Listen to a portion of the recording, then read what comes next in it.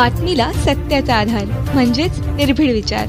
धुळे जिल्ह्यात शासकीय व निमशासकीय शासकीय उपक्रमातील सांविधानिक संस्था, जिल्हा परिषद, ग्रामपंचायती, मंडळे, महामंडळे, नगर परिषदा, नगरपालिका, विद्यापीठ संलग्न महाविद्यालय, कृषी विद्यालय, शासकीय व खाजगी शिक्षण संस्था, सहकारी साखर कारखाने, सूतगिरण्या, बँक यांच्या आस्थापनेवरील आदिवासी समाजाच्या घटनात्मक हक्काची राखीव पदे बिगर आदिवासींनी खोटे जात प्रमाणपत्र सादर करून बळकावलेली आहेत। आदिवासी समाजाची बळकावलेली राखीव पदे सामान्य प्रशासन विभाग शासन निर्णय दिनांक 21 डिसेंबर 2019 अन्वये 31 डिसेंबर 2019 पर्यंत रिकामी करून विशेष पदभरती मोहिमेअंतर्गत भरण्यात येणार होती, परंतु धुळे जिल्ह्यात पदभरती भरण्यात आलेली नाही। सामान्य प्रशासन विभाग शासन निर्णय दिनांक 14 डिसेंबर 2022 अन्वये कालबद्ध कार्यक्रम आखून विशेष भरती मोहीम राबवून गट क व गट मधील पदे भरण्याबाबतची कार्यवाही 31 जुलै 2023 पर्यंत पूर्ण करावयाची होती, मात्र तरीही आपल्या जिल्ह्यात पदभरतीची कोणत्याही प्रकारची कार्यवाही करण्यात आलेली नाही। विशेष पदभरतीचे शासन निर्णय निर्गमित होऊनही बेरोजगार आदिवासी उमेदवारांना नोकरीपासून जाणीवपूर्वक वंचित ठेवण्यात आले आहे। आता मात्र सामान्य प्रशासन विभागाने 13 ऑगस्ट 2024 रोजी सर्व विभागांना निर्देश देऊन विनाविलंब तात्काळ आदिवासी समाजाची विशेष पदभरती मोहीम राबविण्याचे आदेश दिलेले आहे।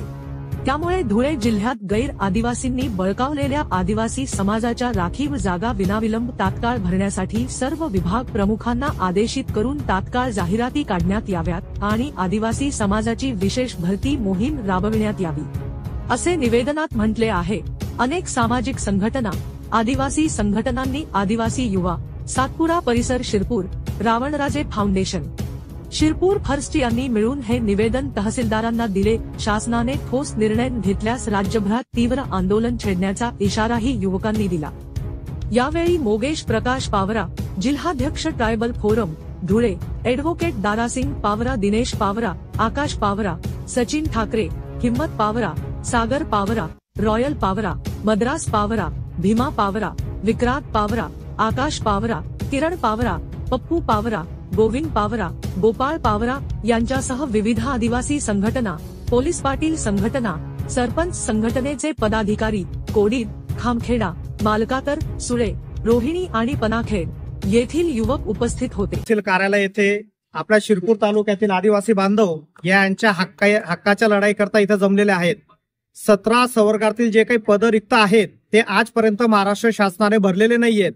जर महाराष्ट्र शासन किंवा जे काही आता गव्हर्नमेंट रूल करत आहे हे जर आदिवासी समाजाचे पद भरती करायला इतका उशीर लावत असतील तर मी या सगळ्यांच्या माध्यमातून शिंदे साहेबांना राजीनामा देण्याची घोषणा करतो की तुमच्याकडनं जर आमच्या आदिवासी बांधवांचं काम होत नसेल तर तुम्ही तुमच्या पदाचा राजीनामा द्या। आदिवासी समाज हा आपला भारतातील एक महत्वाचा समाज आहे जो नेहमी प्रत्येकासोबत असतो, पण त्यांच्या पेशाअंतर्गत जे काही रिक्त पद आहेत जसं ग्रामपंचायत मध्ये असतील, जिल्हा परिषदेला राखीव असतील, शासकीय नेम शासकीय शाळांना असतील, तर ही पद भरती तुम्ही लवकरात लवकर करा।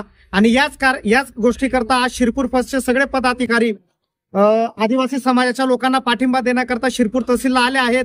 तर लवकरात लवकर शासनाने हा निर्णय पास करावा, अन्यथा येत्या भविष्यामध्ये तीव्र आंदोलन उभं करण्यात येईल आणि त्याच्या परिणामात स्वतः प्रशासन आणि शासन जबाबदार राहील, मी अशा सगळ्यांच्या वतीने ग्वाही देतो। 17 संवर्गातील पैसा भरती संदर्भात नाशिक येथे गल्फ मैदान येथे आदिवासी विद्यार्थी व विद्यार्थिनी पैसा भरती झालीच पाहिजे म्हणून आंदोलनाला आम्ही आज शिरपूर तालुक्याच्या वतीने समस्त सामाजिक संघटना यांच्या वतीने शिरपूर फर्स्ट तसेच राज्यातील तालुक्यातील विविध सामाजिक संघटना यांच्या वतीने आज ती पैसा भरती झालीच पाहिजे म्हणून आज माननीय तहसीलदार साहेब यांच्या मार्फत जिल्हाधिकारी धुळे यांना निवेदन पाठवून जे नाशिक गोल मैदान येथे बसलेल्या आमच्या बहिणींसाठी आम्ही आंदोलन बळकट करण्यासाठी आज तालुक्यातील युवा सामाजिक संघटना फर्स्ट संघटनेच्या वतीने आणि समाजाच्या वतीने आमची पैसा भरती ही झालीच पाहिजे म्हणून,